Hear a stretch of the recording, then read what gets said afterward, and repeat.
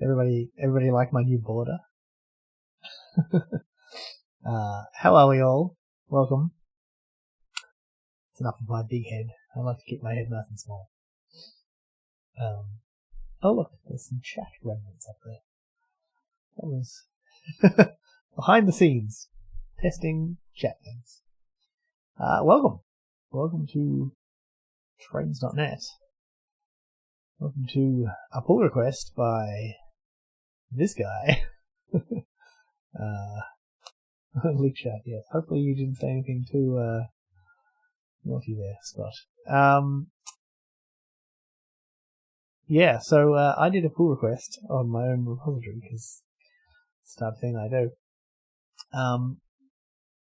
Last week we wrote these tests, which were great, and I wrote them on stream as, this is the promise, the want. But, of course, as usually happens, immediately after working on trains, I then have this itch to just keep working on it. One day I'll sign it as I know and get rid of that message. So I added some more, but in the same ilk. And I just decided to pull request it because they're just not very exciting. The only exciting thing, and it's not very exciting, is basically all of this stuff which adds the train, gets the train, sets the angle, does the ticks, and then validates. I just moved to a method called the cert train movement, just to make things easier. I'm a big fan of adding your own custom assert methods. It just helps, like, you look at this test here, it lays out a track, and then it says, make sure the train goes from there to there, and that's it. Which I think is pretty cool. So I recommend that. But yeah, so basically I have the other two corners here of the T intersection, and there's my base class with the thing, and then where's the other thing? There should be T intersection. Here, straight tests. So I decided to just do the rest of the tests. So straight tracks, corner tracks, T intersections. Good morning, Simon. Thank you for joining us. Hey, I don't need to approve it. It's mine. I wrote the code. Yes, good evening. It is 8:34 p.m. in sunny Australia. Actually, it was kind of sunny. It was nice. So, delete that. So tonight, what I thought we'd do though, the other thing we did last week, let me pull this in before I forget. The other thing we did last week was a little bit of ASCII art. And so I changed the format of the file that is saved. So right now, if I run trains, and I draw some tracks, I close trains, and I run trains again, then the tracks get reloaded. And right now this is in a JSON file. I changed it to ASCII art last week, but it didn't work because it didn't...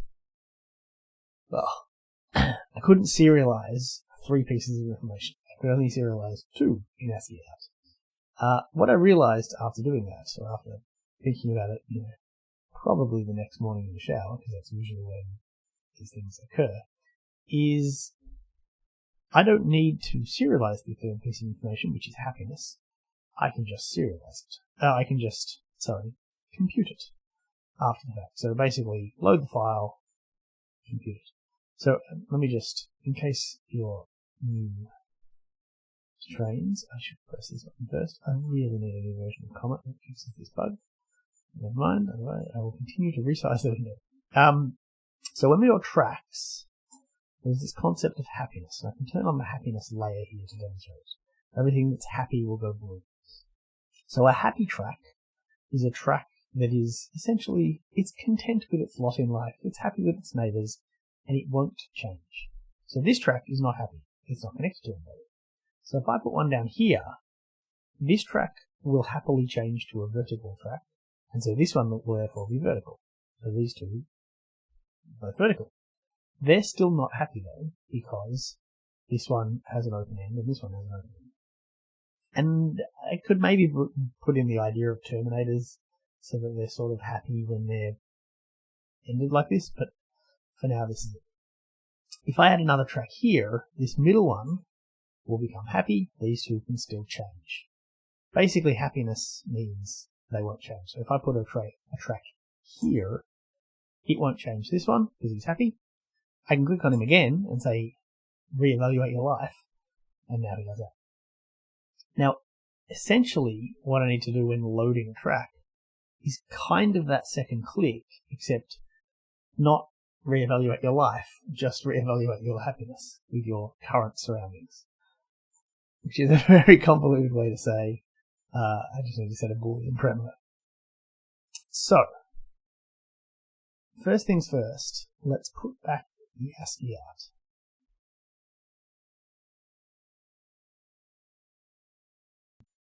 Best concept in any program. Yeah, I do like the happiness. The TypeScript version of this game is full of these whimsical or humorous method names, and it was good fun, but boy did it make it hard to sometimes navigate the code. Like, yeah, trying to work out. There was a method called turnaround, and so therefore there had to be another method called bright eyes. But you try remembering what the bright eyes method does 6 months after the fact.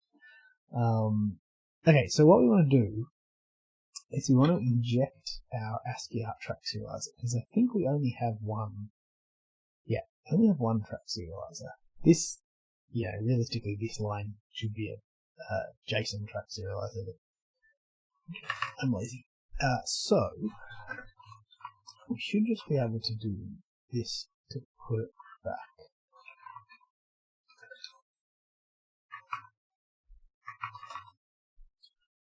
It's only called every now and then, yeah. Thank you, yes. Now that song's stuck in my head, but that's... Oops, no, not remove unused parameter. Use the parameter. There we are. And then I think this is as easy as saying I want to serialize... Oh, redress, yeah. So I want to deserialize... Yeah, this one. And then I want to serialize without serialize. Why are you complaining? Deserialize. Oh, it takes lines. That's kind of weird as far as APIs go. Does this return a string? Yeah, that's kind of weird as far as APIs go. But that's okay, we'll leave it. And the Ubisoft JSON. In fact, I think I can remove the package entirely. I'm pretty sure. Let's try it. If it builds, it's good. Excuse me while I cough. That's better. Alright, so this builds. So now, what I would expect is if I run this, it'll be blank. It's also included with comment. Yeah, I think an older version is included with comment, but yeah. So this is blank because the file was JSON. Now it's tried to load it with ASCII art, and that's obviously failed. The happy song. What's the happy song? I've had the happy birthday song stuck in my head, but that's because my kids sing it twice when they wash their hands, so it's hard to complain.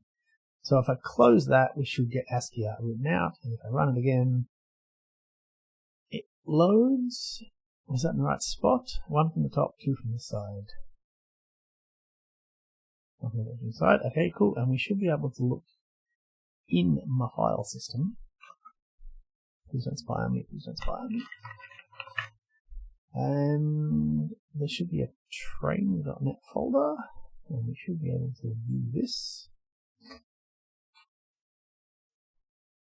in a full screen window that you can't see. And there is ASCII art trains. Lovely. How do you? I forget how to zoom. That's awesome. So cool. So we have our ASCII art trains. So the problem is, if I go configuration and turn on the happiness layer, nothing is happy. Now I can click on all of these. Oh, whoops, I need the train tool first. I can click on all of it, emit the track tool, I can click on all of these and they will reevaluate themselves and they will be happy. Which is essentially what I need to do programmatically. But there, see, this is the problem.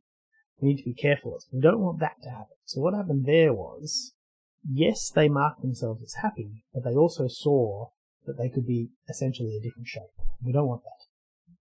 So, yes, Scott, your question, will 3 vertical tracks side by side. That's exactly what basically we need to test. We need to have, well, I can't even say it. I don't test data. Okay, we need to have that, and then that, and then how do I do that? Okay, we'll just do this. There you go.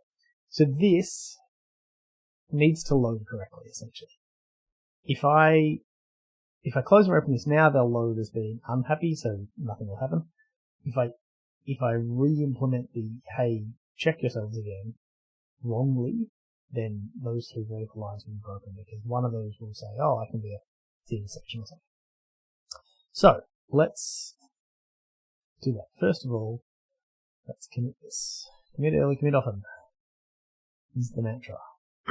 So use ASCII for storage. Okay. So what we want to do is where we call read tracks, which is here. So we already do this little thing here. Let me just extract this. Load saved. Extract this to a method. So we already do a little bit of special logic here. The track object that comes out of read tracks is not great. I mean, essentially, we want to store X and Y in direction. So there are 3 bits of information. And we happen to be using ASCII just because it's cute. But we also happen to be using this track object. And this track object has a bunch of stuff. Most importantly, well, there's happiness, which is the thing we can't do. It also has a reference to the board that it's on. So obviously when we deserialize it, what we actually end up doing is creating new tracks and just copying across the data. This here is where the problem is. What is serialized, happy always comes out as false. Oh, Happy by Pharrell Williams. Yes, I should have known. That's a good song. I put it on, but then YouTube would, I don't know, it says demonetized, which is weird because none of my videos are monetized. You need 4,000 subscribers. But yeah, I'm scared of the copyright police. So, we need this happiness to essentially recalculate itself. Yeah, YouTube, right, exactly. I even tried music once, and it was this royalty-free music that you're allowed to use. And it's the one video on YouTube I've got, and it's there's this thing I can see where it's at this time, copyright by this, and this time copyright by this, and you're oh, I don't know. So I'm not risking it. So, happy. Let's find happy and see where it is set. And pro tip, if you didn't know, for Visual Studio, there is this kind column in Find All References, and I can just untick that, and there's the only 2 times it's set. So, here's our problem one, and here is essentially what we want is just this line, and get neighbors is private. Okay, so we need a new method here, and we'll just call re-evaluate happiness, and we'll make it public. And the cool thing is we get to be lazy because track, I believe, doesn't even, no interface, so that's cool. So all we need to do here is we can let's introduce a local new track. So all we do is we say reevaluate. No. Will that work? Let's do it afterwards.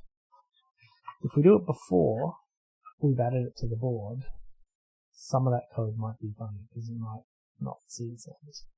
So, if this is right, essentially that track layout should reload, including those 3 vertical stripes.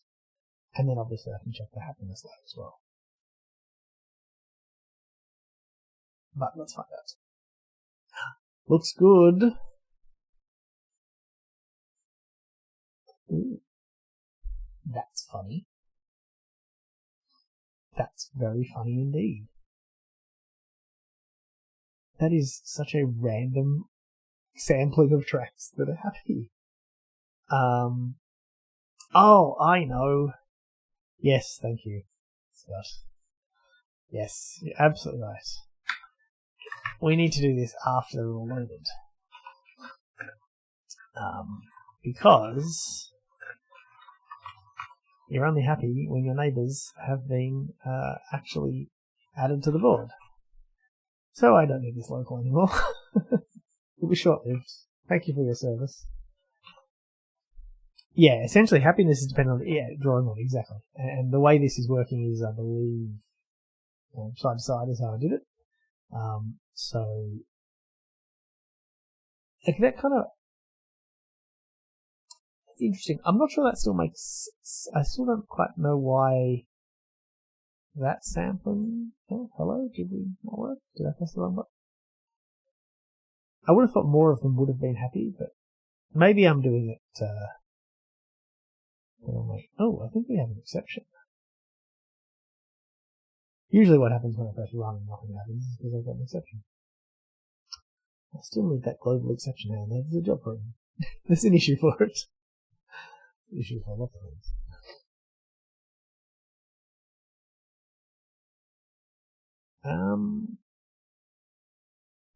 Gameboard can't be null. Yeah, where are you? Why? Oh dear. Okay. Oh, right. I've done the wrong thing. I've looped through the wrong thing. And this would be values. So, because I'm silly, I just looped through my tracks I deserialized twice. What I need to do is put them on the board and then loop through the board. Okay, now we check happiness. Yes. Alright, excellent. Well, that's good. That was easy. You know what? I'm going to get rid of diagnostics by default, I think. I think it's time. Alright, awesome. So, that was very easy. We evaluate happiness after learning bugs. Used to be an easy way in WinForms to have exception. I think WinForms in .NET Framework adds one already. But yes, you can, like the runtime adds one just so at least you get the pop-up. With this, just nothing happens. Yeah, I mean, it shouldn't be hard. Essentially, if I go to... no, wait. I don't have a program CS. This isn't WinForms anymore. So the thing you're thinking of is like app-domain.unhandled exception or something. Current domain. Yeah, unhandled exception. I can use that because that's not Windows Form specific. That's just .NET. Yeah, I guess.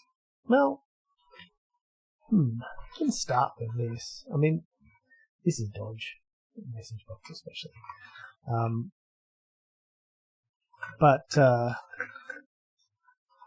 Yeah, this is not.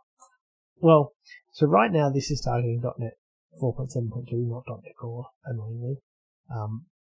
Everything is .NET Standard except for this one, and it's only because of it's because Comet doesn't have a .NET Core release, and it needs, it needs native stuff from C#, so it's not quite as easy. Usually you can just reference .NET 4.7 from .NET Core, but but yes, you're right. This is better than what I had. We can just do this. You know what? Actually, let's test that. Let's just put that back. Let's see. It should work. At least it will stop me wondering if I press the wrong button. No. Oh, you know what? Okay. Yeah, no, so this doesn't work because the exception actually happens. It's probably just in there. Maybe I can just move it up here. Or maybe this needs to move to like the app XAML. But yeah, essentially all the exceptions end up happening.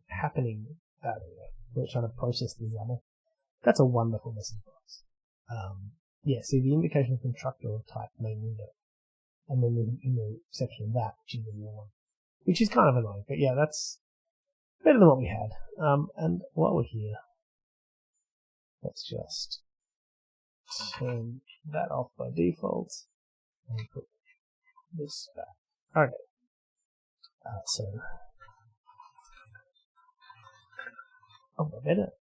better check what. There we are. We're solving issues. And I think you can just go, and that'll close it. And turn off diagnostics. Let's do a push and see if that issue goes away. I can't remember whether you put fixes and commit messages or just mention them enough. We will see.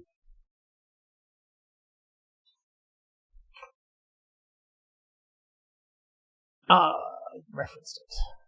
Oh well. Next time. Okay, so now we have ASCII art, we have happiness, we have loading, excellent. So there's a couple of things that I want to add. OK cancel and have a debug right line. Well, OK cancel, there's no OK, it can't continue. So the exception's coming from within WPF trying to construct this form, trying to read in the XAML. So there's no way to sort of say, yeah, don't worry about it. By the time it bubbles up to the unhandled exception handler, there's nothing, like your app's going to quit. Debug right line, it's not a bad idea. Could do that.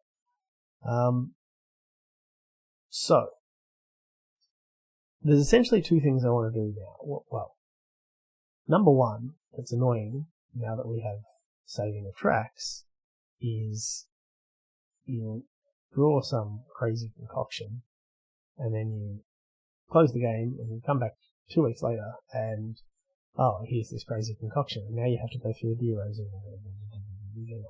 So I want an erase all function, and the other thing I would like to have is essentially a share link. So generate a share link and then the ability to paste in that a share link and have it load that track. So we can, boom, nice. I have a bug in my serializer. It doesn't handle compute tracks. Is that going to crack? Yeah, I got quick. Wait, does that mean this is now going to fail every time I run it? Oh no, I've got one more track left. Ha! Okay. Let's fix that bug first. Okay, ASCII art. Where are we? Lost things.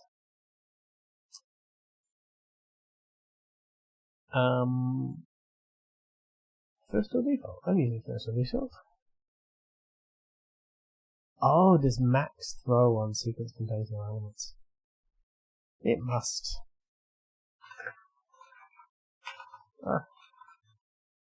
Oh, and the tie enumerables have to be counted normally. Oh well. That'll do. And then how do we do if we... Lines. Lines will be presumably... Yeah, that's fine. That should work. What do you mean? Count is used where any can be used. Oh, I like that. Yes, you're absolutely right. Any is much more expressive. There aren't any tracks. How about having it copied to paste bin for you? You mean the error message? So the cool thing about Windows is any message box you see, you can press Control-C and it'll copy it to the booklet. Yeah, that works. I guess I could reintroduce the crash, or you could just delete it. Yeah, so if you ever get a message box in Windows, you can just hit Control-C and then run that and press paste and it'll happily get there. But touch wood, I'm hoping that there aren't any unhandled exceptions. Yeah, I mean, this is...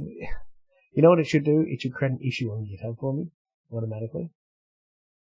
The ASCII and track hats. Oh, yes, that's not a bad idea, actually, as another feature. So, anyway, so yeah, import export, I guess, generate a link, clear tracks, etc. So there's a few functions I want to do. And the first thing we need to do, though, is implement some kind of method to do them, because what we have here are tools that work on the board. So if I had an erase all, selecting erase all does nothing. You have to click on the track, which, is kind of weird. You could maybe go like, click there and it erases that track. That would be an interesting tool, but I just want to have, clear the screen. So, I'm just not sure. Well, I know how I could do it. I can just add some buttons down here, but I guess I'll just do that. I would like to eventually clean this up and have these looking nicer in pictures. And, at some point, I need to think about, the idea of using Comet was to produce, Xamarin iOS, Android apps. Who knows when they go anywhere, but, they need a different, sort of UI paradigm. But with Comet, you do the UI once, so, yeah. Anyway, allow serialization of blank. Alright, so let's just do buttons for now, which means, so in my main page, really define all them right. We currently have, so we have a VStack with the configuration button. Then we have the tools controls. Now this could either go in the tools controls or it could go in here. Tools controls make sense. Yeah, that makes sense. What happens? Let's see what this looks like. If I get this spaced out. If this pushes the tools all the way to the bottom, yeah, okay, I don't want that. What about if I add another one?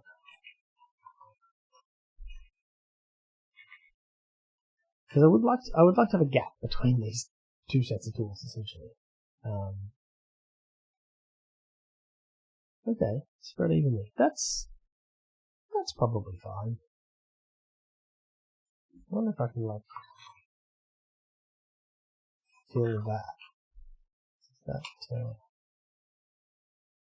Oh, yeah. What? Does that do anything? No.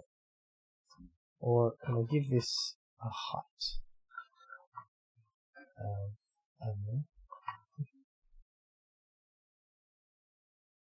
I would love hot ruler to work here. It never does in Unreal. No, okay, there's probably a better thing than spacer to use, but let's just start with a spacer for now. Get rid of that. Okay, so in Tools Controls. So, that's the controls group.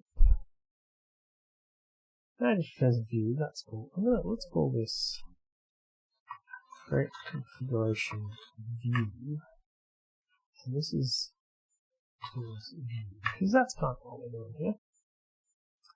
And so, we're going to have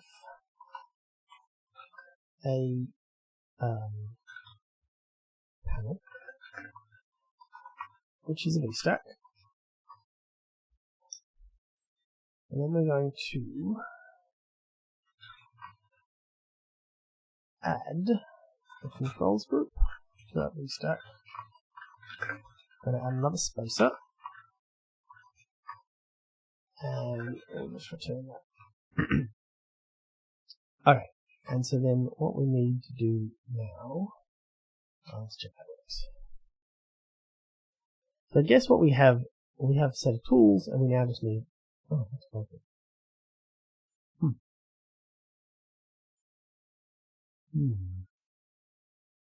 That's annoying.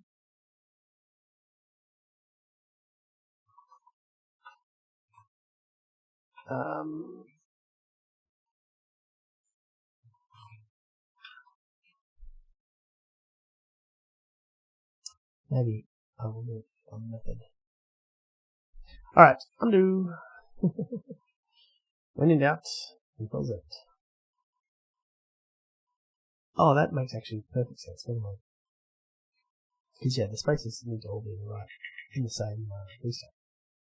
But that's okay. All I can just do here is say, if we're showing the configuration, then nothing otherwise. So let's go create command controls. We probably don't need the command element. And use spacer. Okay. I don't know what it'll think about the null. We'll find out. But let's see. So command controls. So command. I don't know why I thought that would complete. And then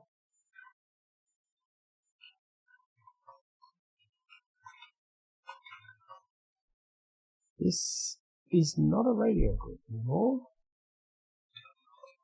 It's just a VStack. And this is just a button. What's that top button? No, I don't, just a normal button. And a normal button, excuse me, has some text. So a name and an action is going to be over that execute. I think that looks good as far as what I would expect to have in my API. So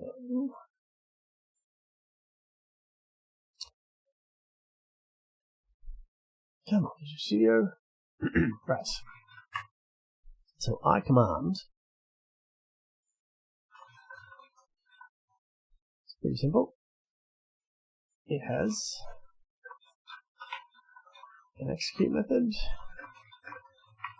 and then do we need anything else?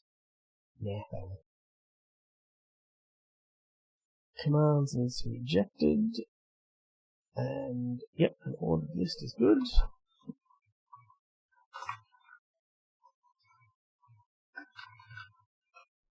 So this should compile, this should compile, this should compile. Okay, this should actually work and just have no commands. Let's find out.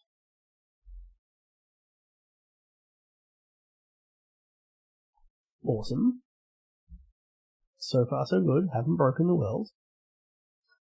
So, we need a clear all.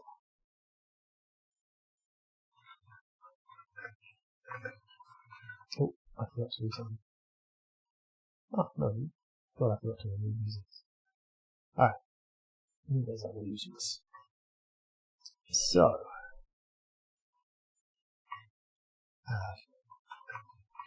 clear all. Actually, yeah, clear all. I was going to say clear all tracks, but you know what? It needs to clear all trains. It probably should clear all trains too, because not much good having trains if you have no tracks. So we definitely need a game board. And we probably don't have any methods on this that can actually do the clearing yet. But let's see. So we can get the movables, or we can go through and remove them all. Yeah. Let's clear. Yeah, let's just clear all. Yeah, clear all, or you know, you can get fancy by clear trains, clear tracks.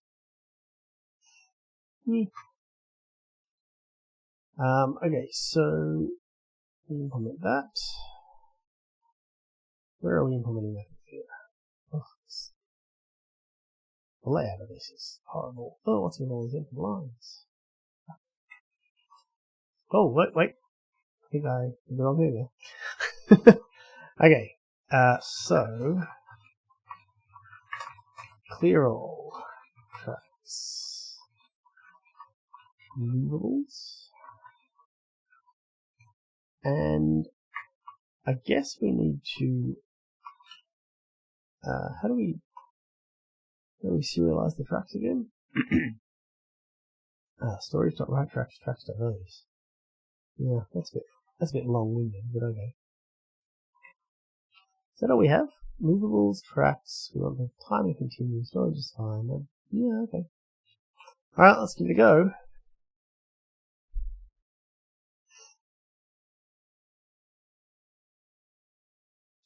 There's our clear all button. So that worked. We can put the train on that way and go bye-bye. It didn't crash. There's no like ghost train running around. This is the trick, making sure not to miss something in the state. Yeah. Yeah, this is one of those things where it would be really nice to have, like, I mean, not that I expect there to be much use of this, but like, you know, I basically here have to put a thing that says, remember to clear these, right? It would be really nice to have an analyzer that says, hey, you've added state to this, and you've forgotten to do it. DI and have a marker reference of what public methods of the game board trigger a save. Yeah, that would be. Yeah. Well, okay, so there's a mental leap here that maybe I need to explain, but this makes me think of what am I doing for immutability and concurrency? Because at the moment I'm doing nothing. But in a theoretical future, it may or may not be necessary, but what I can sort of conceive of is this tracks and probably these movables as well, and essentially this game board, the state of this game board, is an immutable object. So, because what you want to do, so when you're rendering, we have our game loop and our render loop, and they operate independently. So, when rendering, if you can give the rendering pieces, hey, here is the state of the game, and it can trust that nothing will change out from under it, then there's not going to be any errors, essentially, right? You're not going to get null reference exceptions where you're looping through trains and one disappears out from under you, etc. Technically speaking, with this right now, it would be possible for me to clear it, the train gets removed from the collection, but the renderer is still trying to paint it, and it probably won't break, but it's weird. So if you did this all with immutable state, you kind of solve that problem. And then, yeah, if you had one object, essentially, actually, the simplest solution for this is just move this off to another class, these two things off to a game board state class, and then you will just reinitialize game board state to its default state. That's the easiest, but for now, I'm okay with it because there's not much state here. Confirmation on the bottom. Confirmation is interesting. Yes. Also, you can have your save, load, and autosaves in the future. So autosaves already happened, but yeah, save and load is essentially the next thing I'm going to implement commands for. The message box is interesting, the confirmation box, because a confirmation box I need to do in Comet. I can't cheat and use messagebox.show this time because on iOS, messagebox.show probably doesn't do anything. I hope. Well, maybe it does. And I don't know how to do that in Comet. I'm not sure there's a way. It's theoretically possible that Comet has wrapped those APIs and just called them native APIs, but I suspect the more Comet-y way to do that sort of thing would be to pop up the screen, just define that in the view, and it's only shown at some point. But yeah, I'm going to leave that. Usually when you get running out of screen space in the viewport. Yeah, so that's, well, I can talk about that for a second too. Because of this WPF bug, the viewport currently looks like it is restricted. So if I resize this, I get more tracks down, but I don't get them sideways. And if I hit the configuration button and resize, you can see it's now filled in sideways. So this is a Comet bug, and I'm like 99% sure this is fixed. It's just not fixed in the public user packages.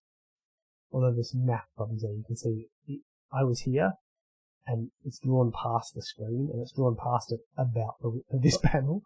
So I don't know if that's my bug or Comet's bug. I'm just kind of ignoring that for now, but yeah. I don't actually know. I kind of want to wait until that's all fixed, because I don't know what's going to feel more natural here, whether drawing off the screen is impossible, right? But then, of course, you can always resize up. I kind of haven't thought that through yet. The other thing to think about is that what I'd like to do as well, and probably what I assume is the more common way to interact with this, will be on the web via Blazor. So possibly viewport sizes don't change. It's sort of a bit more reasonable that if the viewport is the size of the web page, then it just stays there. So maybe don't want to do scrolling, but I've got to think about it. In basic games, you would draw the menu on a new buffer and swap buffers. Yeah, and pretty much that's how you do it in Comet as well. So in Comet, here I've got essentially this is my screen. I can, much like I'm doing this ternary here and say, hey, if we're showing the configuration pane, show these controls instead. I can do the same thing here and just say swap to the confirmation screen. The only thing, I guess, with that is I'd want that to pause the timers, and for that, it's certainly possible. I'd probably just need to move the timers into here and have them be more state-driven. And so this configuration shown is a state boolean, and I need those timers to be controlled by the same state. But yeah, that should work eventually. I'm going to do that eventually because I'm super lazy. Do I want to commit that I've got a clear all command? Alright, why not? In fact, no, I'll tell you what, I'm going to commit that I've got a commanding system.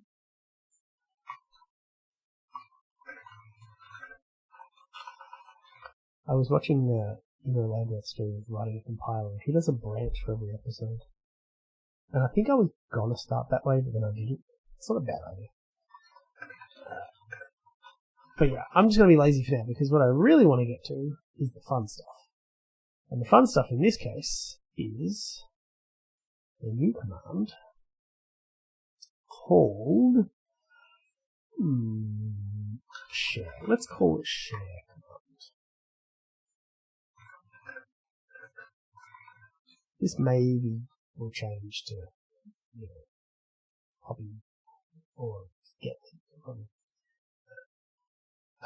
But we'll call it share for now.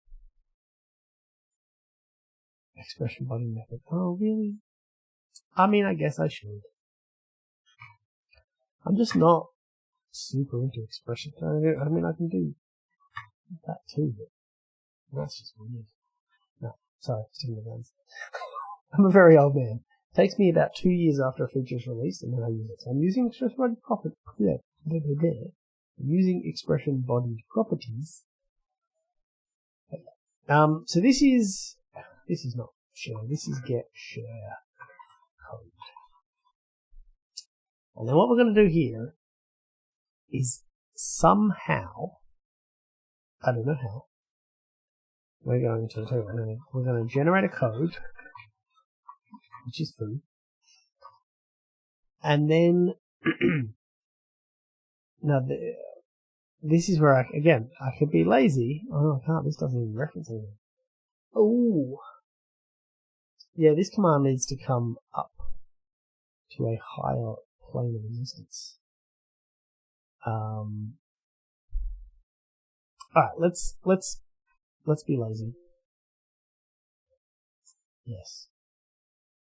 Don't problem, because every time it's like this could take a while. No, I have a hard drive. Okay, I'm going to be lazy. Just to start with, because I want to get to the fun part of the code. And the fun part of the code is generating the code. So, your share code is... Okay, so let me explain. A callback to a parent with ownership of... Not callback to a parent, it's called DI. You have an I shared link. Serializer, creator, I don't know, copier. Anyway, what's going to happen is you're going to click there. They'll say, oh, food, cool. So this is where, okay, so I photo Control C, and then I run Notepad, and Control V, right? Windows, copies all message boxes. That's kind of annoying, actually, because then you've got to pull out a share code. So let's go, I think I did this. It has been copied to the clipboard. And clipboard dot set text. There we go. Okay, so what's going to happen is message box has another layer. Yes, but not a layer that I draw, a layer in terms of comment. But yes, that would be ideal. Where did I do wrong here?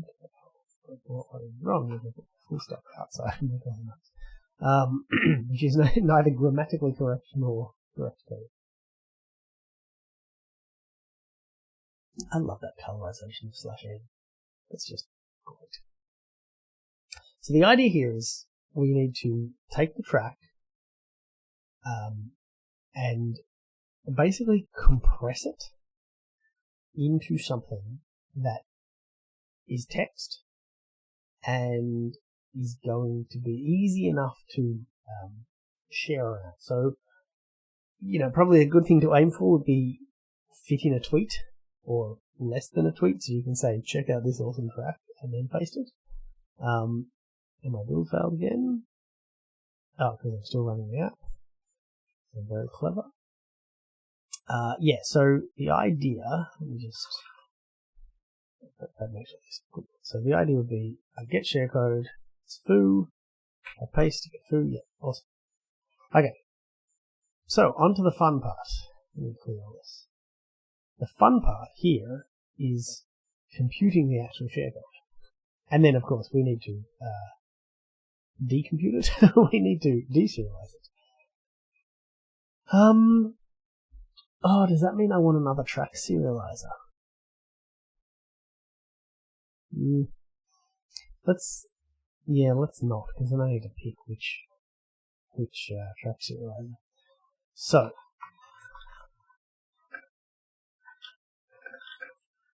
let's make a new. Let's make a Streamweaver. And alright, so we need some tracks, which means again we need a game board.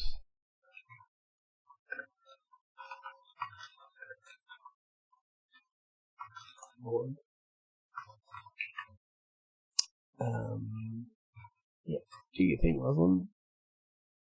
Okay, so let's think about. Well, let's just do a track. Let's just do some code, and we'll see how long the code is. Write some code to fill in code. So gameboard dot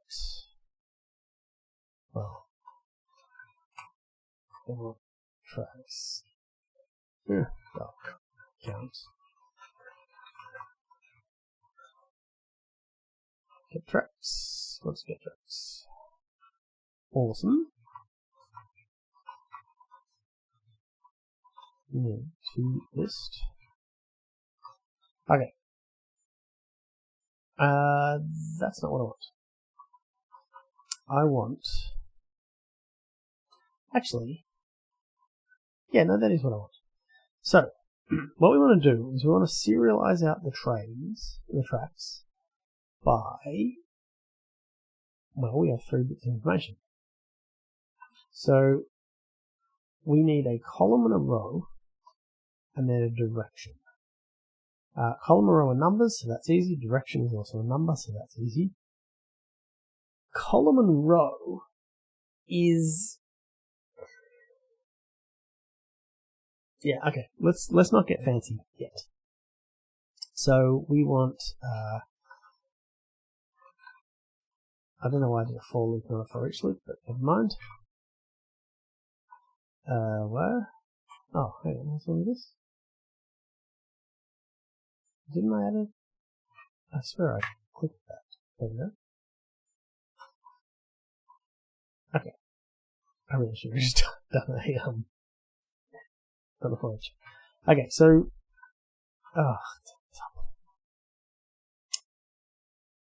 intent track. Okay.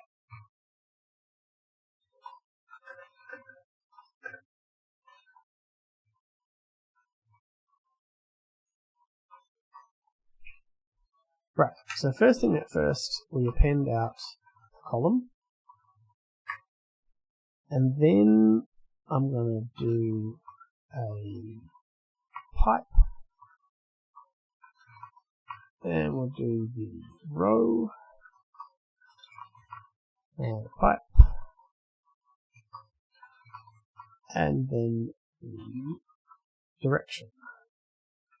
Now direction is how many directions we got? 3, 4, 8. Yeah, okay. So we have double digits. Okay. Maybe.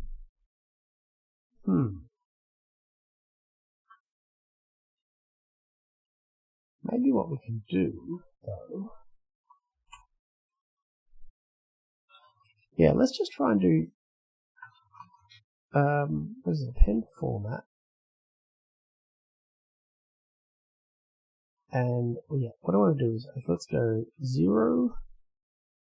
I've forgotten how to do padding in string formatting. What I'm trying to do is just output all these numbers at a reasonable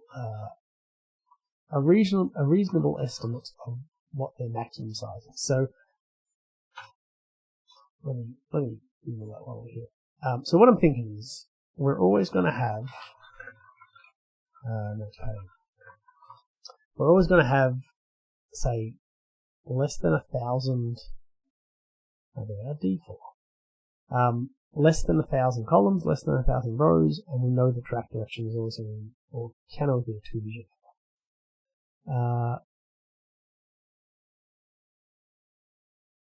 Yeah, D4. Okay, so wait, does that mean I can do D3? Yes, it does. Okay. So D3, and then 1, D3, and then 2. And this is still squiggling. The behavior could vary based on the current user's locale settings. I'm totally fine with that.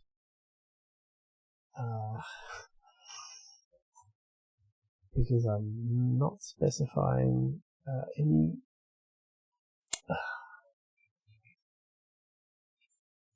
Oh my god, look how many errors there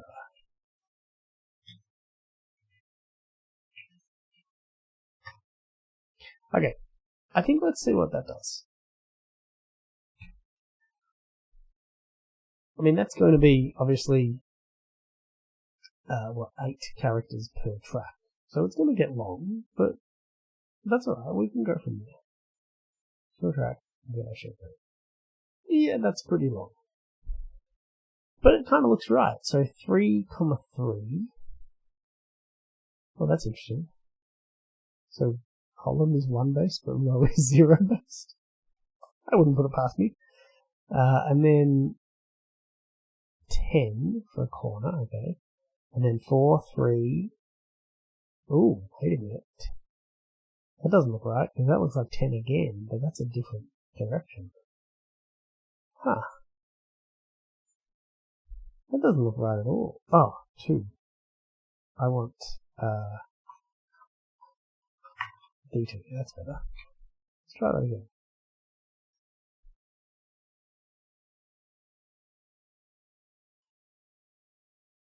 Ah, okay. That's interesting. That's so weird. So changing the column, how did that? Changing the format of the thing, change the number there. That's weird. So 5 is a corner, and then 3, 3, 1 is a horizontal. That makes sense. 4, 3 is a 1. Yep. Okay, cool. That looks cool. So how long is that? That is 289 characters. Oh, it doesn't fit in the tweet. Okay. Doesn't fit in the tweet.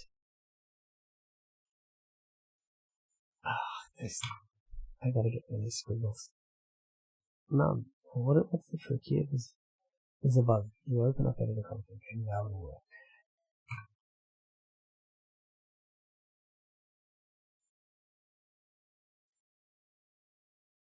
Work? Yes. Okay. Alright, so that's our basic format. But what we want to do is we want to get smarter. Now, I know Scott logged an issue about this, because I saw the notification on my phone. And, yeah, ability to share tracks. So, there's a spec proposal here. This is... So what this is interesting. So, declares the current cell is empty and moves to the next cell. This declares the current cell contains a particular track. That's how it moves to the next cell.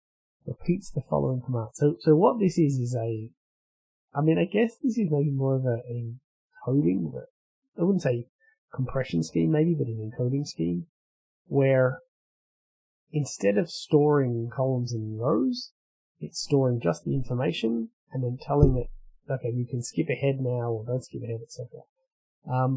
Which is probably way more efficient. So you could imagine here, we could do, essentially here we could say skip 20, next row, skip 20, next row, skip 20, next row, skip 2, corner, straight for 8, corner, skip 6, next row.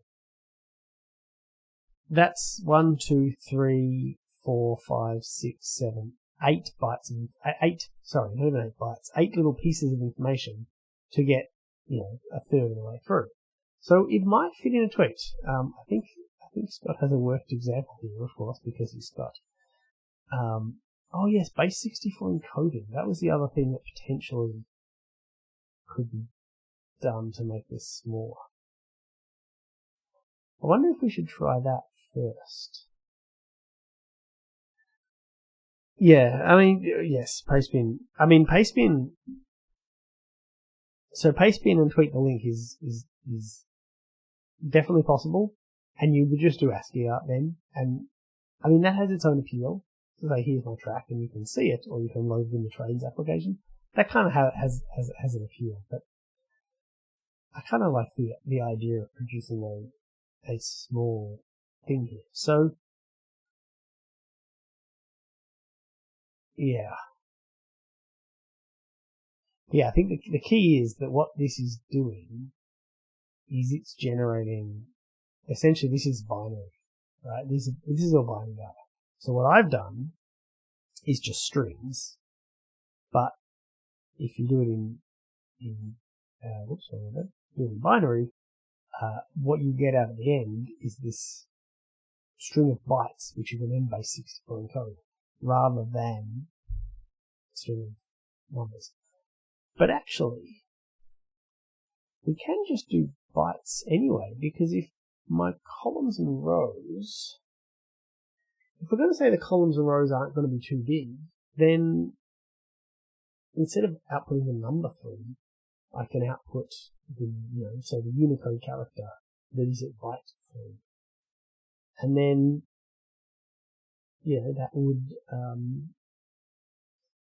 that might work. Let's try that. Have the app handle link at ASCII for you? Yes. That would definitely be the way to go. You can use pastebin or a gist. I'm going to say gist. A gist link. You could do that for sure. The only downside to that is introducing it introduces an API and it requires an internet connection, which is not a terrible thing, but I kind of like the purity of this. Plus, if I can get a really small base 64 encoding, I'll be very happy. But so let's try this. Let's go. Let's append the char value, double column, which we probably don't want. Oops, how did I get down there? We probably want to do. I mean, what's a char? Is that the 255? I don't even know. Is it byte or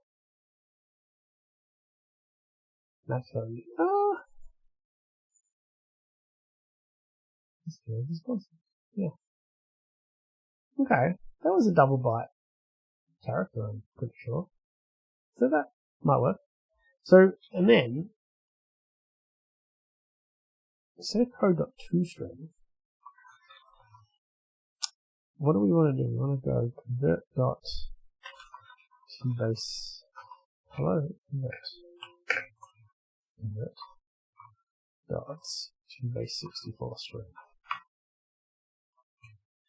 Let's see what that outputs. Does that mean a byte array? Hello? Yes. Okay. Tell you what.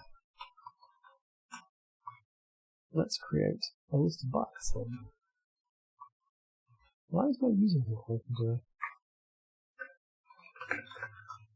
Okay. So, oh wait, no, byte is way smaller.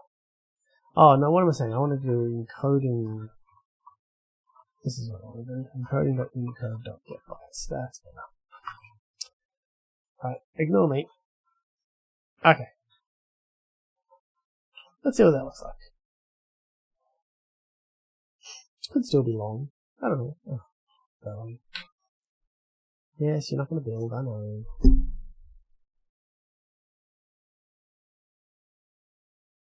Int encoding, would fit in int.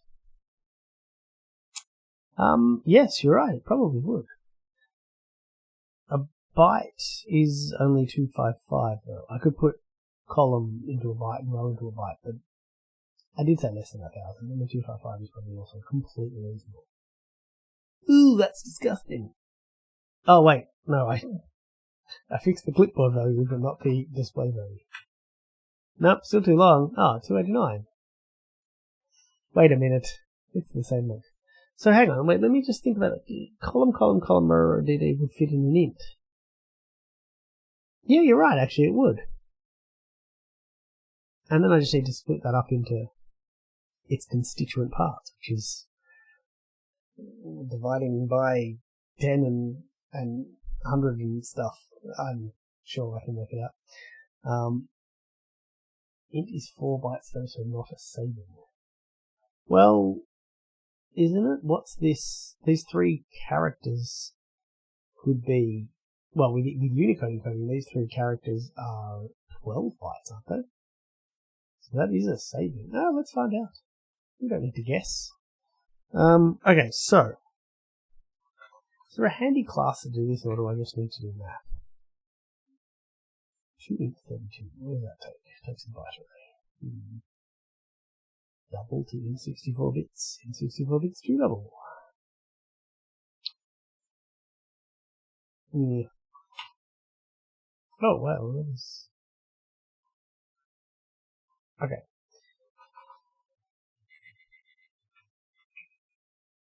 So what we're basically suggesting here is this, but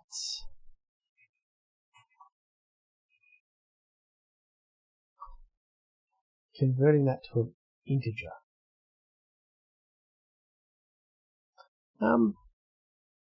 Yeah, let's just do that. So I can go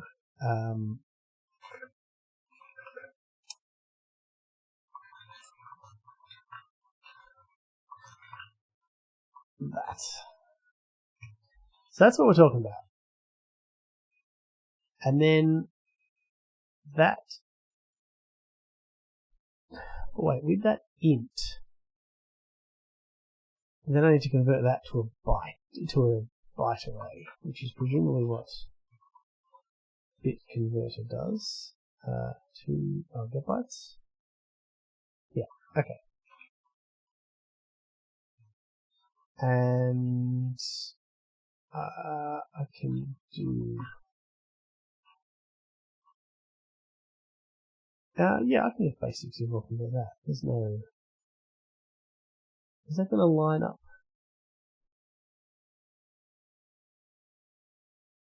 Oh, let's just have it to this.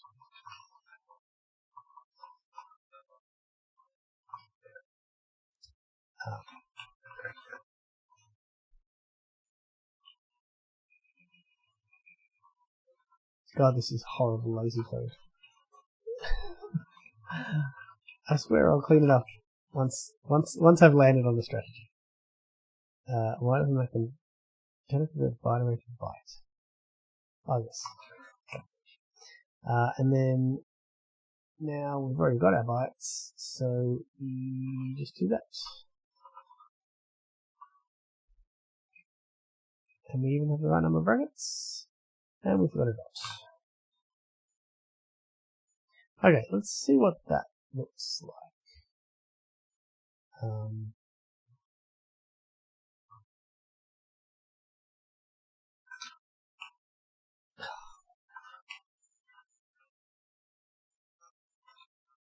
Okay. What if you loop cells and rows and store gaps between tracks, the number of skip cells for blanks, then you store extra tracks? Yes. Yeah, no, that's right. So that's what I meant before about the binary encoding. Essentially, I mean, it's just run length encoding, which is what GIF and PNG and all them can use as well, which is essentially, I got one corner, I got 6 vertical, I got one more corner, I got 5 blank, 2 blank, etc. Ooh, that looks okay. Size-wise? Nope, 193. Well, I mean, it does fit in a tweet, but it's pretty big. I'm tempted to do deserialization first, just in case. The spec on the issue does run length encoding. Yeah, so 110 for an empty line, 00 for an empty cell, or 10. Whoa, wait, is that 1011 100 for 7 empty spaces? Yep. Yep. That's exactly. Let me look at this again. So wait, what? Oh, because okay, so 10, and then the count, and then the track and repeated. Yep. Just shove it in the byte. What are the chances of grid bigger than 255? I feel like 255 is. Well, maybe it's not. Let me. Alright, you can't see all of that, but I've maximized my screen. Oh, now I can resize. Yeah, I mean, yeah, that's probably less than like 100 cells. You're probably right.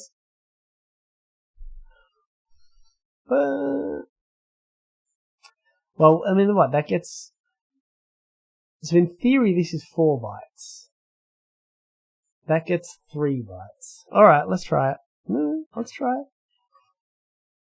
So, what are we doing here? We're just... Okay, so we're just adding...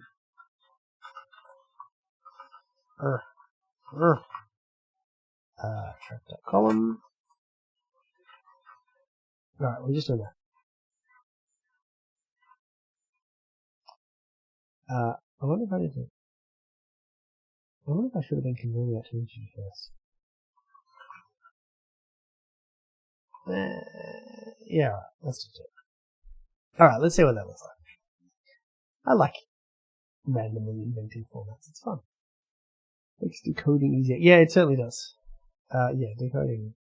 Yeah, that's a fair amount smaller. I mean, that's expected. It's 1 byte per cell. 145 characters. Fits in a new tweet, struggles to fit in an old tweet.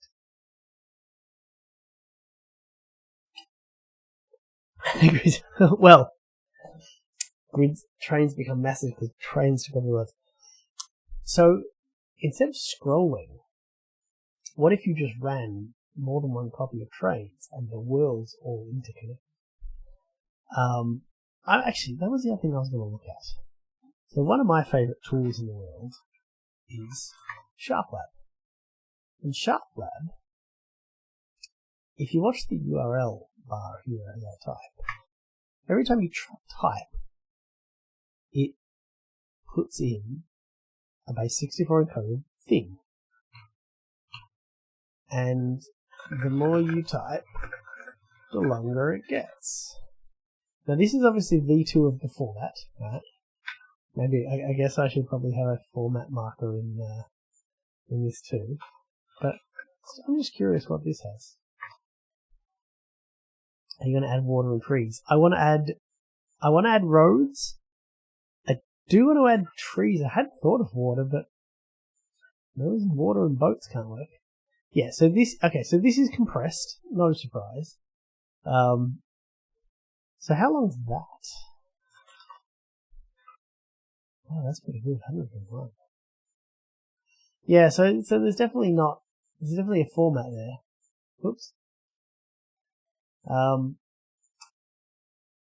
Yeah, I should probably put in a V1 and a V2 into this, shouldn't I? Oh, now I'm thinking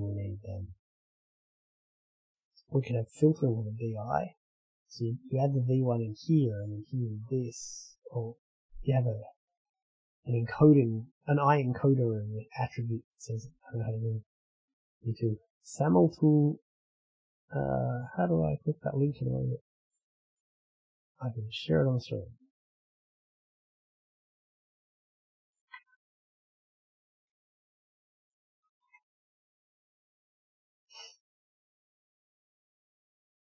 Oh, is this a base 64 encoded thing, or are you suggesting this could be?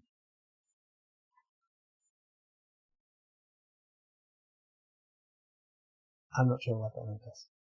Or are you just giving it to me because it's base 64 too? Yeah, okay. I prefer Bing because you just type in base 64 and then the first link. You used to have a one box here. Like if you do JSON pretty print, you just do it right in Bing. Road trains, very patriot. Yes, road trains, exactly. Trucks, I want, yep, all that thing. That's the same link again, Scott, but thank you, I appreciate it.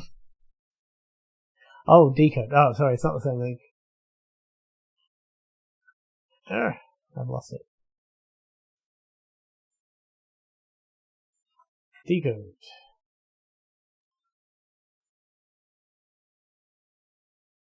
Yeah. Cool. So we've established that's base 64. Anyway, yeah, so, okay. As far as formats go, that kind of works for a V1.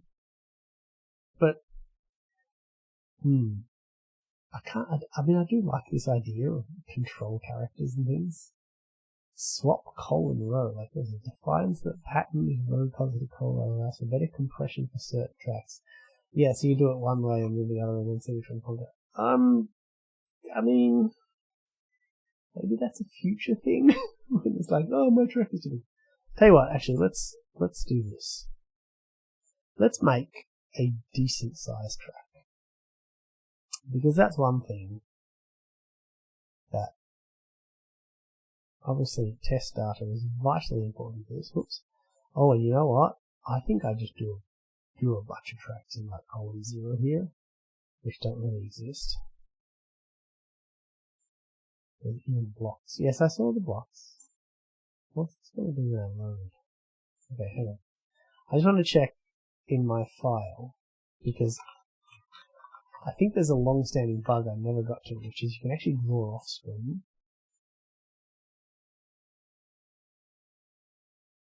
Okay, that's fine.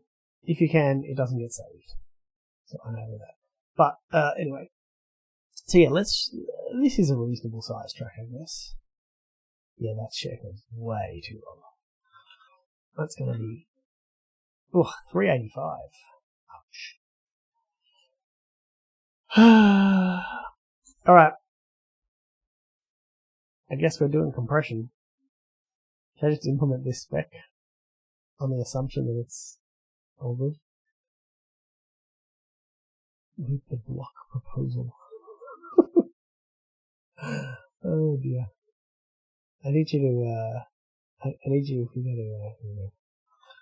to, designs, I'm going to need you to write up a full RFP here. If you could follow the format here on these.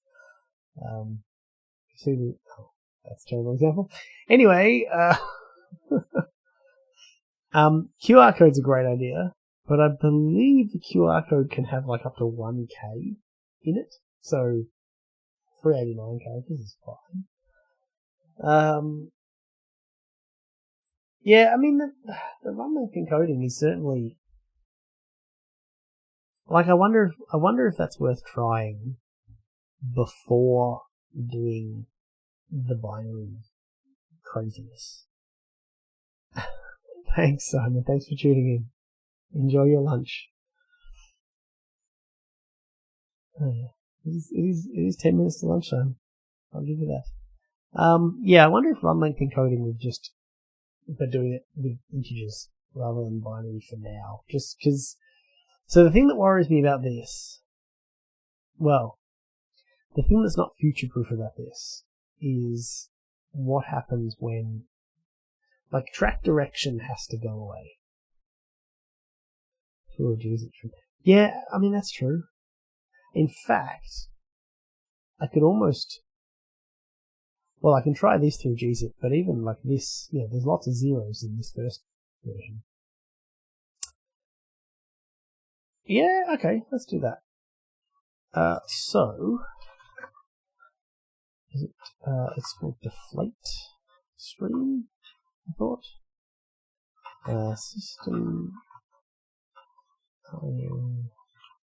compression, yeah, deflate stream. Well, I guess I want to use it or deflate. Yeah, let's go.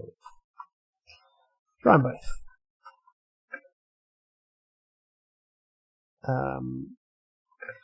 And then do we pass it in stream? Oh, compression level. Optimal? I'm guessing that's optimal compression. And yeah, okay. Stream.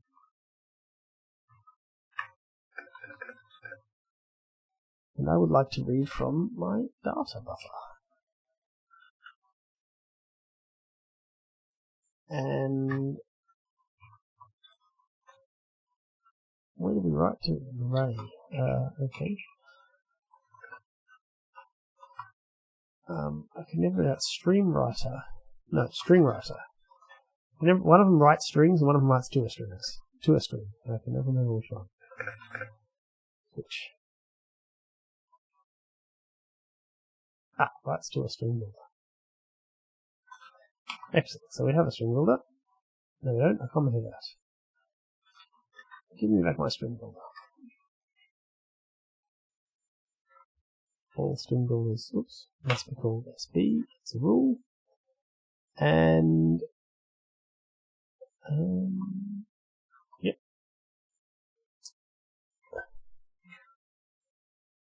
So wait, hang on. I'm missing something here. Right. Oh no, wait, I don't want that.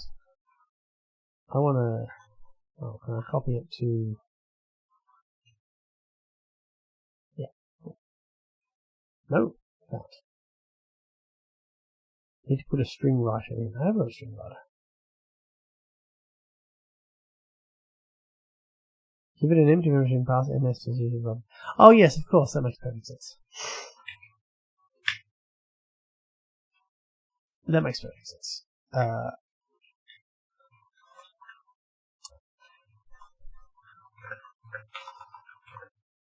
I was barking up the wrong tree. Thank you. So, I don't know if I need to flush it, but let's flush it. And so, this is now ms.2. Alright, so let's see what that does.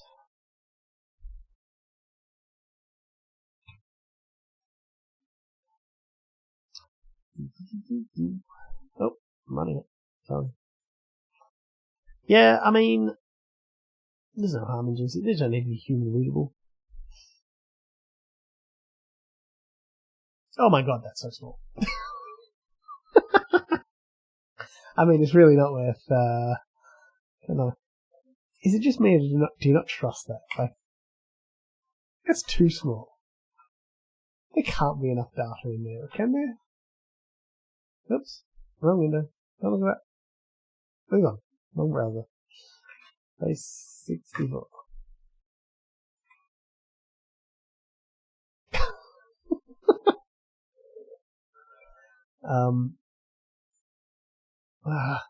Sorry, I keep clicking the wrong window. There's no way that's right. That can't be right. I mean, it could be, but I guess the only way to find out is to try and deserialize it. I just want to see what this does. Yeah, I need...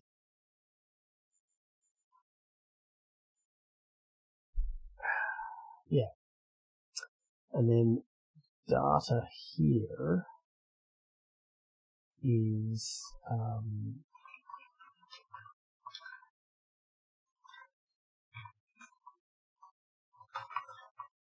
bytes.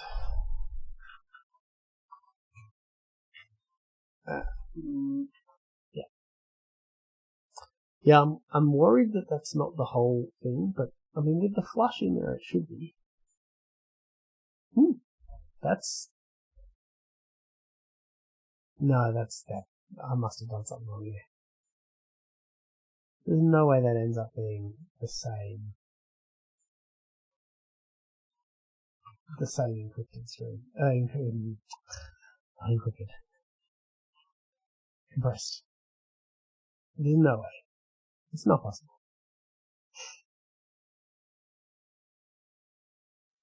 Dispose of the GZIP before tour. Well, yeah.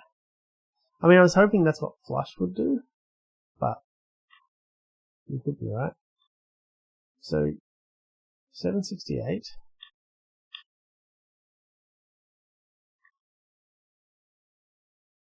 I've written out 768 bytes, I'm assuming. And right is true, that's good.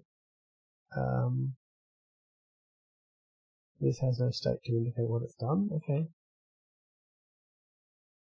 A memory stream has... How much in it?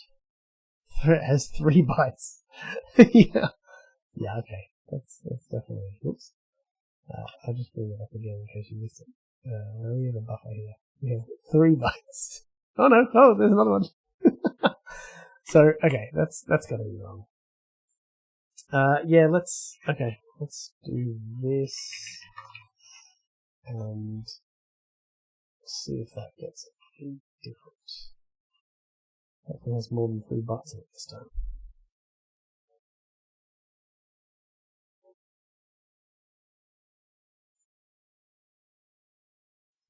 Okay, our memory stream this time has much more data. Excellent. In fact, how big is it? Oh, it's still only 256 bytes there. We're at position 245. That's kind of cool. So it's compressed down a third. What's that code? They're a lot longer. Yeah. It's shorter than what it was before, but it's not super short. Let's do this version and try that. Yeah, 3 byte effort, exactly.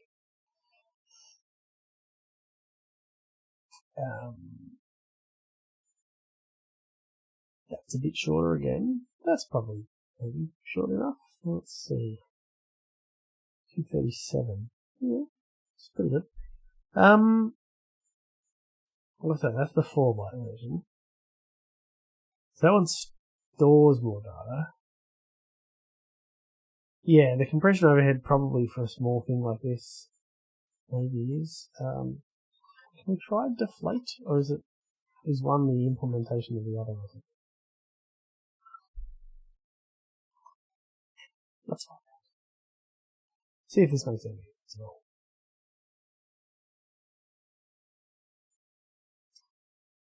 That looks a bit smaller.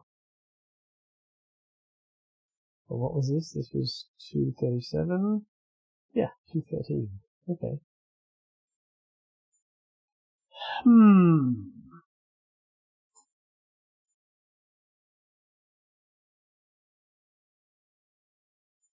I'm thinking for now. No, tell you what, let's leave these here. This is long form string method. This is 4 bytes all in one int method. And this is 3 bytes.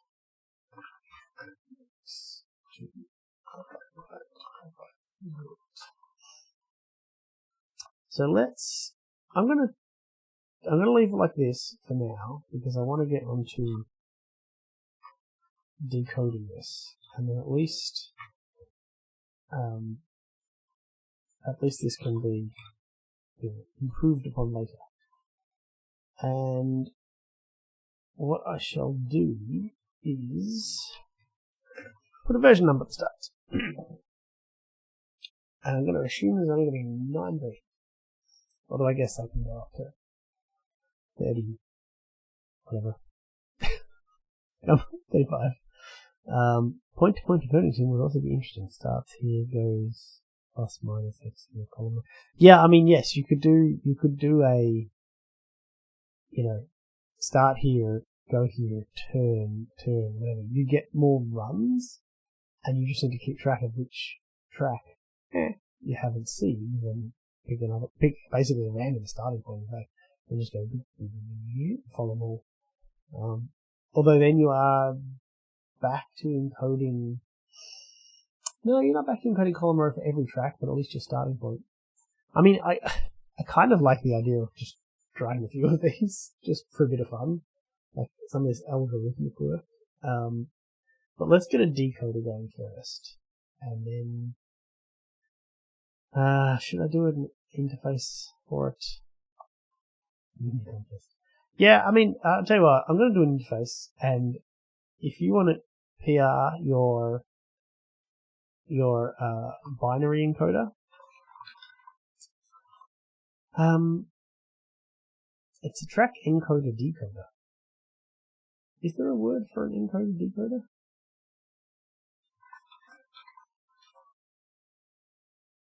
Encoders and decoders. But what are they called when you put them together as a one type?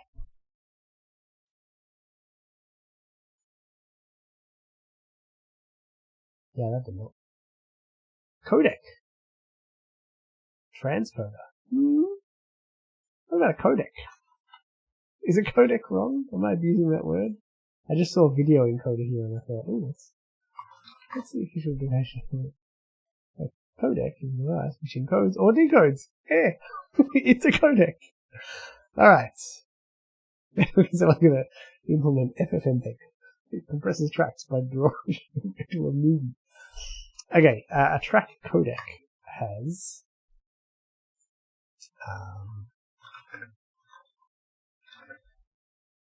what should a track codec do? I guess it has a byte array? Are we doing a string? Let's do a string. Yeah, let's do a string, because maybe base 64 is not the best for everything, so we don't need to issue. So we're going to do a string, and we're going to go encode tracks. And then we'll go lossy compression.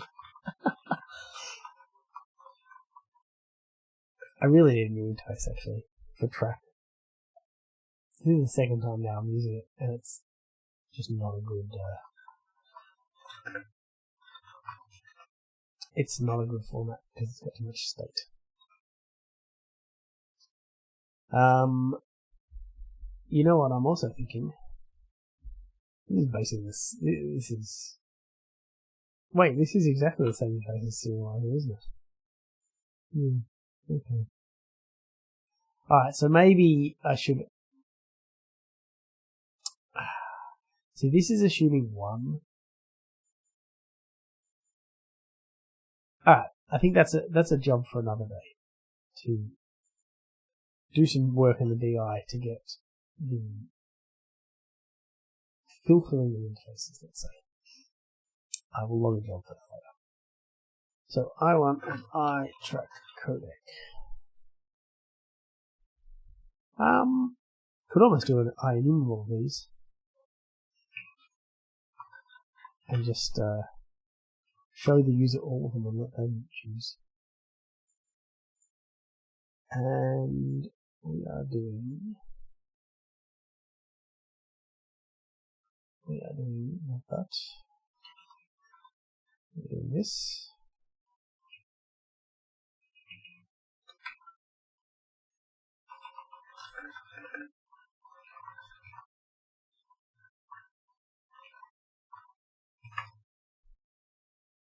Okay, and then track stakes. Oh,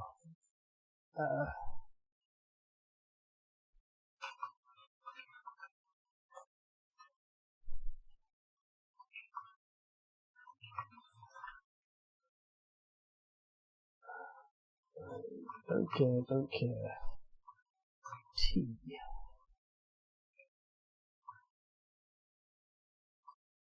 What's all with that?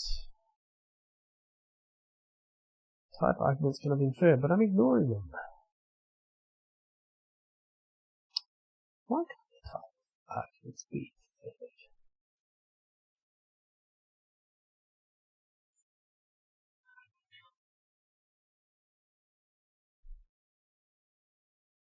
Wait, what am I missing here? This is an int track. Oh, it's got a return. No, T result. Yeah. That's really weird. I wonder why that can't be inferred. I'm guessing that's because it's can't look into tuples.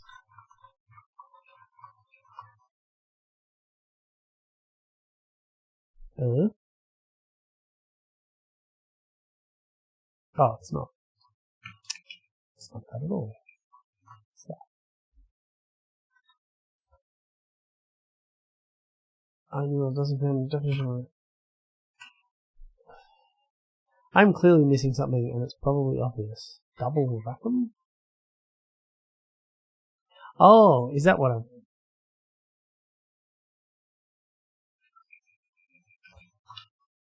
Thank you. Is that my problem? No.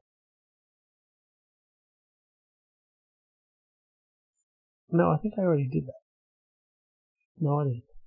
That's a tuple parameter. Oh, but then that's a tuple, yeah.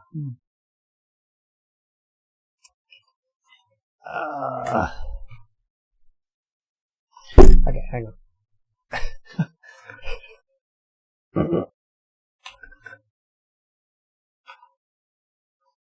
Oh yeah, sorry, hang on, wait. I can do this way. So, item 3.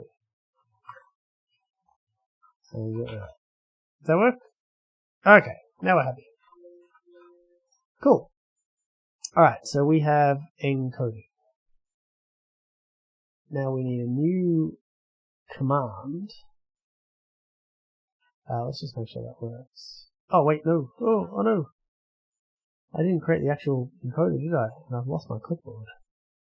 Oh dear. What's this one? This is a deflate codec.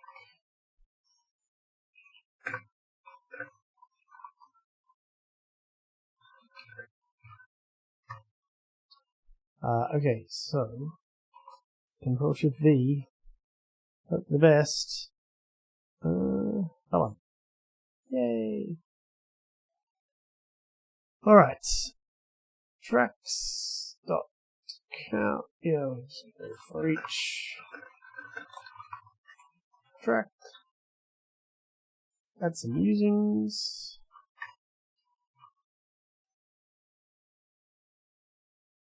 And return.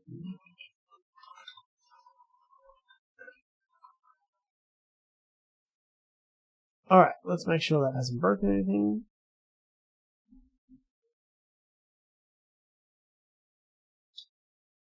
It's item 3, yes, correct. Thank you. I should have seen that before I did it, but never mind. Shadowed. Okay, cool.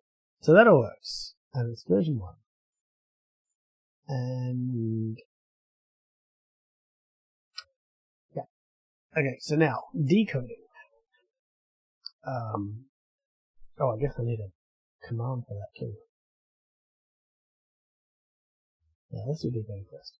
Okay, so decoding. What we are doing is so we need to a string reader reads from the string. Yes.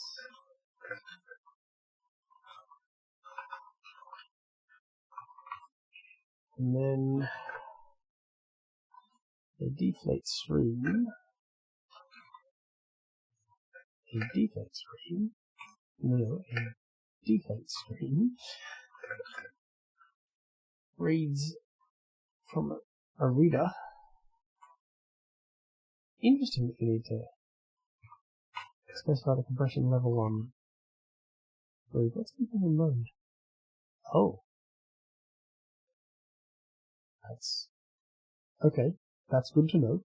Probably needed that. When presumably not happy with it. Can it convert a string into a string?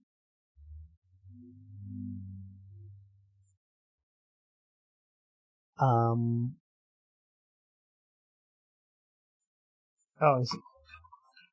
There's a string reader. Or a byte string.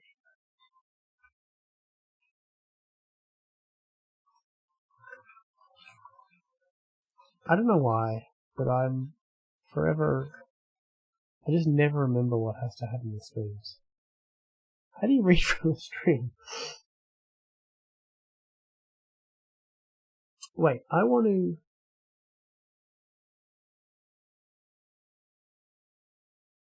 Oh, so hang on, no, string is the problem here. Yes, right, sorry. I need the bytes. There we are. Okay. And then now we can go using memory stream on this array.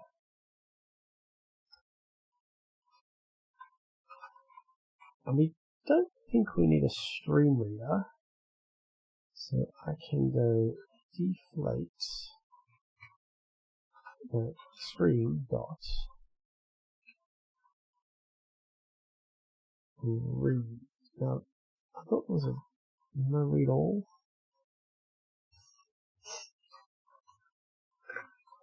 Maybe stream reader has the read all. It's characters from that stream. No, I don't want characters.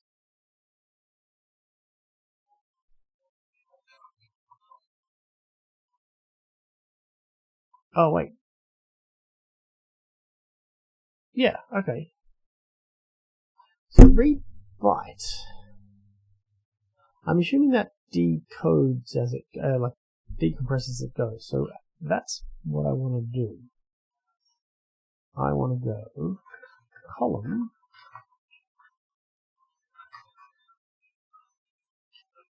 row and direction. And this, in fact, that. And you don't need an explicit task, so far. Yeah, okay, that makes sense. So I just pull the bytes straight out of the file. So now we have a track. I guess we need a list of trucks. We add a truck.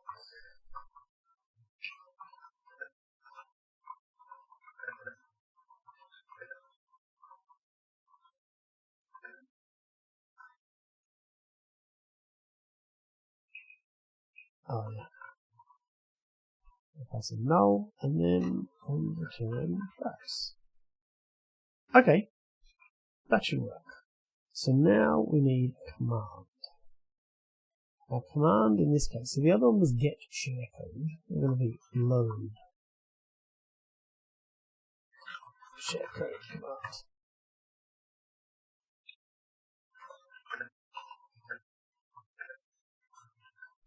And this needs to go here because it has to show UI. And I'm going to rename this one to get code command. Oh, this is totally the wrong namespace. Okay, fixing things as we go. Oops, wrong command. Oh, I bet I just broke this because I need to use this. Yeah. Oh, did it again. Okay.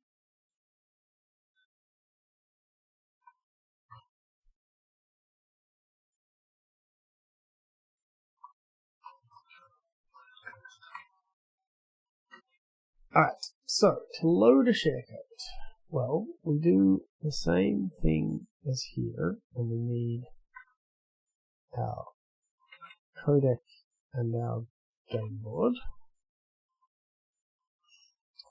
And we will create fields for these.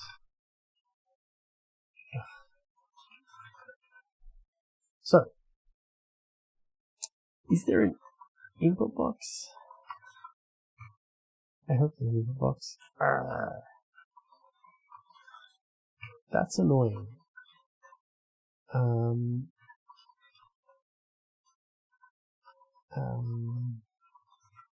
Prompt. So there's an input box in WinForms.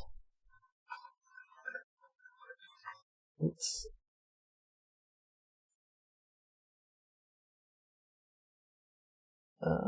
yeah, no, doing it properly. Ha! Ain't nobody got time for that. Can't I, in theory, do this? Can I add a reference to Windows Forms? How do I add a reference to Windows Forms? Do I just add a framework reference? I mean, it's already dodgy code. It may as well get dodgier, right? Reference Windows Forms, sure. Reference Windows Forms. Well, I don't know what it is then. Input box? No.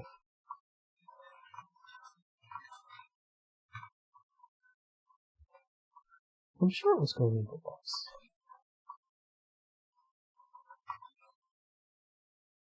Message box is there.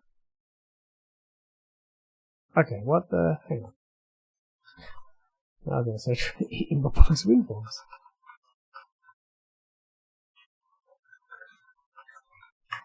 What's wrong? What's wrong, Darkon? You don't like WinForms? Oh, just inputs. There you go. Or you just don't like me being dodgy. Nope. Not WinForms. I love WinForms. I'm now questioning my sanity because I could have sworn there was a standard input box in this.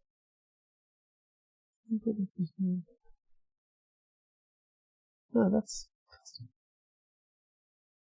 Input box dialog.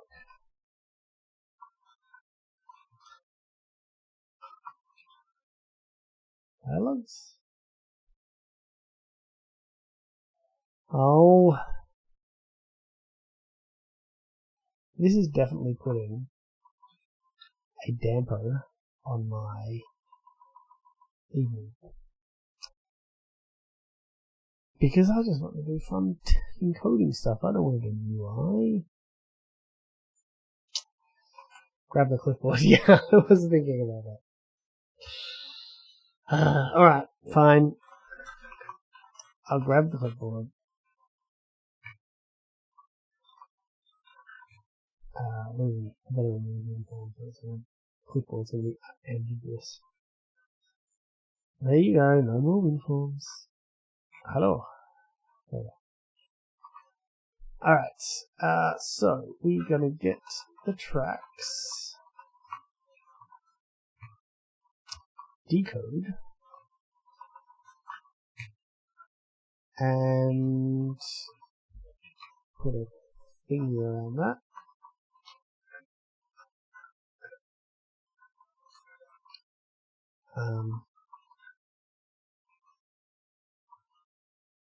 No, let's go with format exception.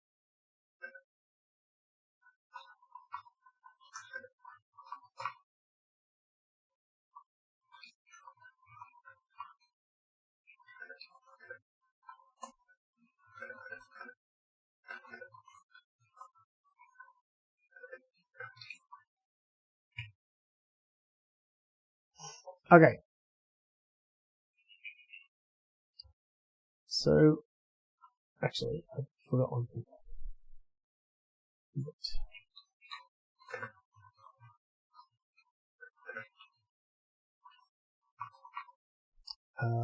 No, let's do this one. The first character is not a 1.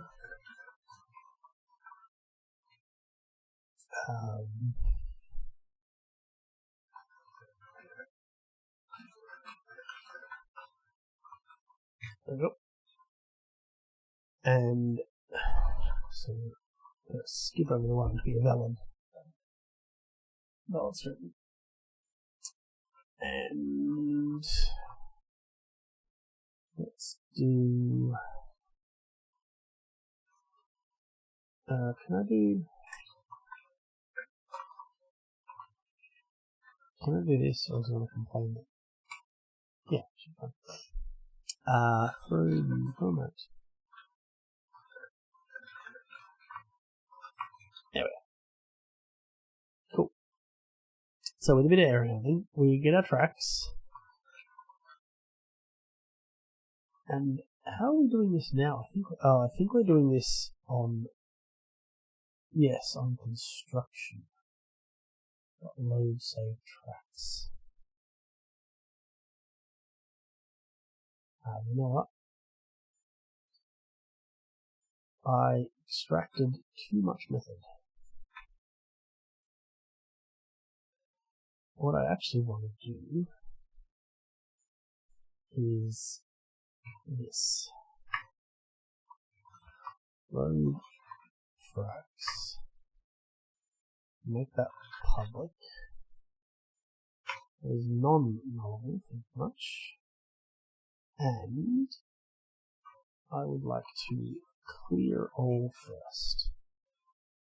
There we are. Okay, so then we just go load tracks, and we're done. We generate a method, and like magic, it is already been implemented. So here, this should be empty. I will. Aha! Look at that bug. No, it can't. Dodgy. Alright, let's run it, see what happens.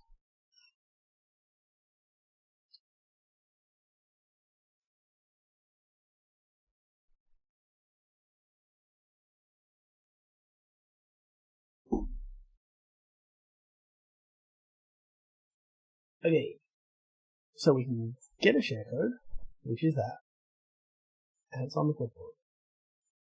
So if I draw some more tracks, and I load the share-code, those new tracks should disappear. And they do, but as does the right. Well, we got the first one. Okay, that's interesting. What did I do wrong there? Oh yeah, I didn't loop. I just read one track. Okay. -1 if it's the end of the stream. Okay, so we go.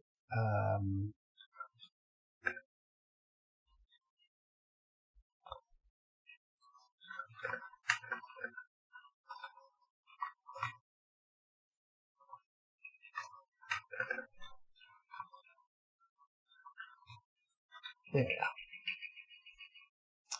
Loops are good when you want to do more than one thing.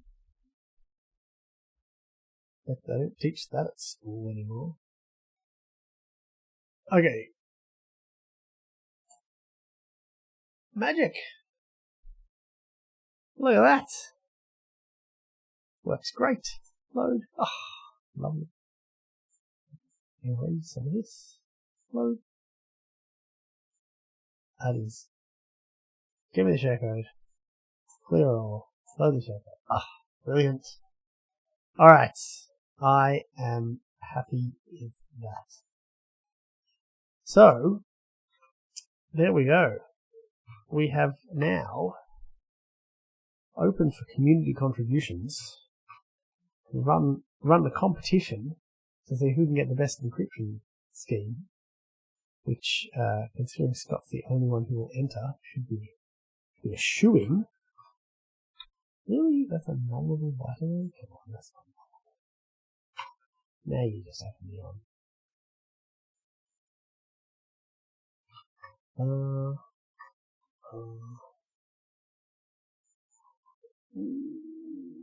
Yeah, stream's a bad name, but whatever.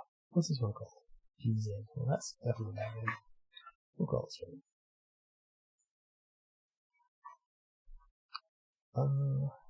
Any errors? No, I can't. Ooh, no. Ugly. Okay. Yeah, so what I need to do. So what would be fun here? This would be fun. In our getShare command, this could get all of the encoders, encode the tracks with every single codec there is, and output the smallest one, and output the name of the encoder. And then in the load, we get all of the encoders, and we just find the right one. Yeah, that'll work. I was thinking we could do some cool thing with metadata and be like, like, I don't know what you call it, but metadata, like I encode version 1. First char is the encoder. Yeah, yes, instead of name, you can just do a char. I think that, essentially that's taking this version concept out of the encoder and putting it in the command, which is not a terrible thing. So that might be a bit of fun. And actually doing that, so yeah, this track, where are we? The track codec and the track serializer interfaces are basically identical. So we need the DI for that, because what we want is we want file system storage to say, essentially, I want the ASCII art one. It could just use it. Doesn't have to use DI. I don't know. Technically, the interface is identical because this takes a string array. It's a pretty minor difference. Anyway, that's cool. We have a bunch of codecs. What I didn't do though is I didn't put an order on these, and I got lucky, but I don't want to be lucky. So 10, 50, and 100. Cool. I think I'm going to check all that in, and I'm going to call it a night, because I achieved exactly everything that I wanted to do, which is awesome. Create share code. It's just I was going to say concept. That's not a concept. Get and load share codes for sharing tracks among friends. Because that's what we all need in this quarantine-rich environment, is the ability to share tracks. There you go. Yeah, maybe I'll split these codecs out myself. Since I've written them on the stream already, these ones. I'll just split them out myself and into separate classes, and I kind of like the idea of a just encoding it multiple times and seeing which one wins. Because you could imagine, like this one goes through every track, but you could imagine something that does run length encoding. It would be really nice to say, just have two encoders, one that goes horizontally and one that goes vertically, but it's scanning. Because some tracks are going to be more suited to one than the other, depending on, so in this one, there's 1, 2, 3, 4, 5 vertical lines and 1, 2, 3, 4 horizontal lines. So, in theory, this one suits a more vertical track layout. I don't know, it might be fun. But of course, all of this, the track direction stuff is sort of tech debt waiting to go, so there might need to be some more thought on that, but I just realised that if I just fill up the screen, I probably should have done this to start with. Then I can find out the maximum the maximum check I'd like is for my default size of my window.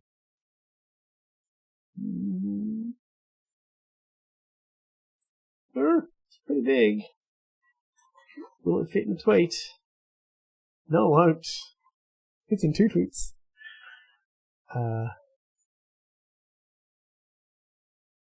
Alright, cool.